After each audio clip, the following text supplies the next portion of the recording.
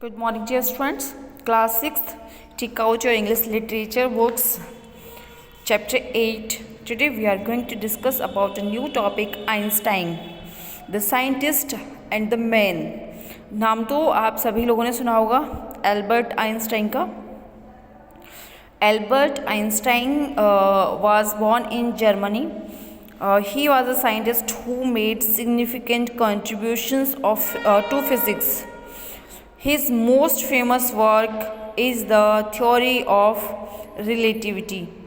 तो देखिए Albert Einstein जो थे एक महान वैज्ञानिक थे. तो ये जर्मनी में इनका जन्म हुआ था 1879 में और 1955 में इनकी डेथ हुई थी. तो इन्होंने विज्ञान में बहुत ही महत्वपूर्ण योगदान दिए. ओके तो देखिए हम चैप्टर को शॉर्टली डिस्कस करेंगे. Okay I will summarise you this chapter and you have to understand. Okay Albert Einstein is undoubtedly the greatest scientist of the 20th century.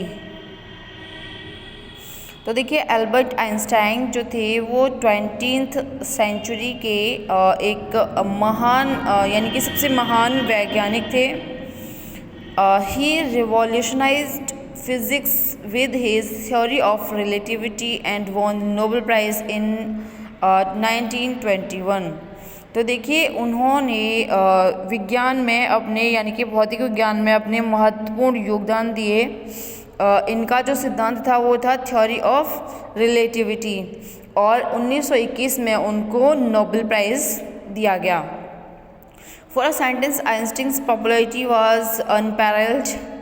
The kind of mass following that Einstein commanded within the outside and scientific community is unheard of even today. A true genius that he was a lot of his popularity can also be attributed to his unusual lifestyle and quirky habits. Here are some unusual facts about the genius. तो देखिए यहाँ पे इनके Albert Einstein के बारे में कुछ points दिए गए हैं. Let them clear. A very big head. तो देखिए ऐसा कहा जाता है जो एल्बर्ट आइंस्टाइन है उनका जो सिर है वो बहुत बड़ा था. Einstein was born with such an enormous head that his mother thought he was deformed. Einstein's head, in fact his brain, has been a source of curiosity for scientific community for a very long time. After Einstein's death, scientists revealed that he did have a larger head than the average human being. Okay तो देखिए जब Einstein पैदा हुए थे तो जो उनका सिर है वो बहुत ही बड़ा था यानी कि अत्यधिक बड़ा था उनका जो सिर है. इनफैक्ट उनका जो अंदर का जो दिमाग है उसमें जो पूछने की जो जिज्ञासा है जो यानी कि क्वेश्चन करने की जो हैबिट है वो उनके अंदर बहुत थी. तो देखिए ऐसा कहा जाता है कि after Einstein's death scientist revealed that he did यानी कि जो उनका जो माइंड है जो उनका दिमाग है वो एक नॉर्मल ह्यूमन बीइंग से अत्यधिक बड़ा है.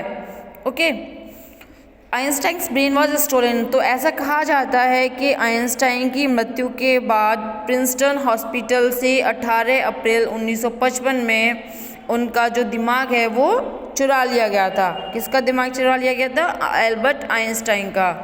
उस पर रिसर्च चलती रही थी कि मतलब ये क्यों बड़ा है, क्या है, मतलब क्या, मतलब उसकी जो उनके माइंड की जांच होती रही थी.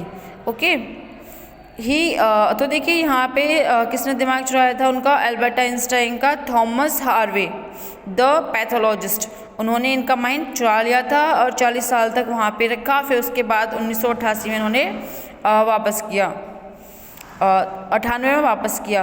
Harvey also removed Einstein's eyeballs and gave them to Henry Abrahams the physics eye doctor. They remain to this day in safe in New York. तो उनकी जो आईबॉल्स हैं वो भी अभी तक सेफ हैं. वो कहाँ पर हैं?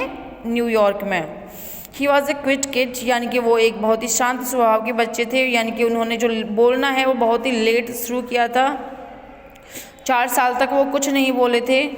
कभी कभी वो बुदबुदाते थे, थोड़ा बहुत बोलते थे, यानी कि एक तरह से कहें तो 9 वर्ष तक वो शांत रहे। और जब वो बोले थे तो उनका पहला सेंटेंस ये था अपने माता पिता से जब उन्होंने बात की, द सूप इज़ कोल्ड, यानी कि जो सूप है बहुत ही ठंडा है। When asked why he hadn't spoken before he replied that everything had been fine until then. तो उन्होंने कहा कि ना बोलने के पीछे एक कारण था कि जब तक सब कुछ सही था। Economist Thomas Sowell later coined the term Einstein syndrome for exceptionally bright people who have early problems with speech। तो उन्होंने कहा कि जो ब्राइट पीपल होते हैं उनको स्टार्टिंग स्टेज में बोलने जैसी प्रॉब्लम्स होती हैं। लव फॉर म्यूज़िक, उनको म्यूज़िक से बहुत ही प्रेम था, यानी कि एक ब्रिलियंट वैज्ञानिक होने के बावजूद भी वो म्यूज़िक से भी प्रेम करते थे, यानी कि उनको वायलिन से प्रेम था। और वो उनके जो फेवरेट म्यूजिशियन है वो मोजार्ट थे, वो मोजार्ट की तरह म्यूज़िक बजाना चाहते थे। ही कॉल मोजार्ट अ म्यूज़िकल फिजिक्स्ट, तो यानी कि उनको फिजिक्स का मोजार्ट कहा जाता है म्यूज़िक के लिए। He use to play classical music as a brainstorming technique while working on his scientific theories, यानी कि जब वो अपनी साइंटिफिक थ्योरीज पर वर्क कर रहे होते हैं तो वो ब्रेनस्टॉर्मिंग म्यूज़िक बजाते थे। And next is other passion, उनका जो दूसरा पैशन था his other great passion in life was selling, यानी कि तैरना था, उनको तैरना पसंद था। Next is hatted of for socks, यानी कि उनको सॉक्स पहनने से नफरत थी, वो कभी भी सॉक्स नहीं पहनते थे।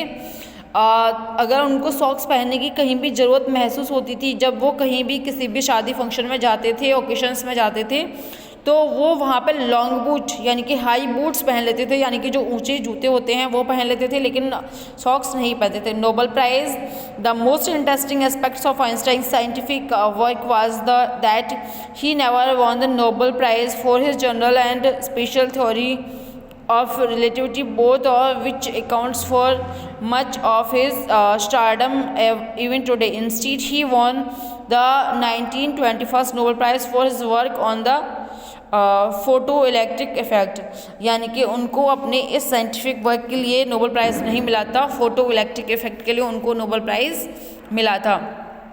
प्रेसिडेंशियल ऑफ़र, तो देखिए यहाँ पे इन 1952 में आइंस्टाइन को एक ऑफ़र दिया था चैम विज़मैन ने, जो कि इज़राइल के पहले प्रधानमंत्री हैं। तो उन्होंने इनको इज़राइल के पहले जो राष्ट्रपति हैं चैम विज़मैन, तो इन्होंने इनको ऑफ़र किया कि आप वहाँ के राष्ट्रपति बन सकते हैं, बट उन्होंने मना कर दिया। उन्होंने कहा कि मेरे अंदर इतनी वो नहीं है, नेचुरल एप्टीट्यूड और अनुभव नहीं है जिससे कि मैं इतनी पब्लिक को डील कर पाऊँ और जो ऑफिशियल फंक्शंस हैं उनको कर पाऊँ। अब देखिए हिटलर्स रोल, हिटलर का क्या रोल रहा था इनकी लाइफ में। Hitler played a huge role in making Einstein leave his homeland, यानी कि वो जर्मन में रहते थे, यानी कि उनका जो बर्थ प्लेस है वो जर्मन था। तो वहाँ पे इन 1933 में जर्मन आ गया था, हिटलर था। Just 1 month after Hitler became the chancellor, तो इसके बाद में जो हिटलर है वहाँ का चांसलर बन जाता है जर्मनी का। तो Einstein came to United States, तो आइंस्टाइन कहाँ आ गए थे, यूनाइटेड स्टेट्स आ गए थे, और उन्हें वापस जाने की ज़रूरत महसूस नहीं हुई, यानी कि वो कभी भी वापस नहीं गए, यानी कि उन्होंने अपना बर्थ प्लेस वहाँ से छोड़ दिया। ओके, आई होप आपको चैप्टर समझ में आ गया होगा। यहाँ पे इसके ट्रू फॉल्स दे रखे हैं, ये आपको खुद से करने हैं, then after I will send you. Okay, you have to also try to find out question answers of this chapter. Okay, bye bye, take care.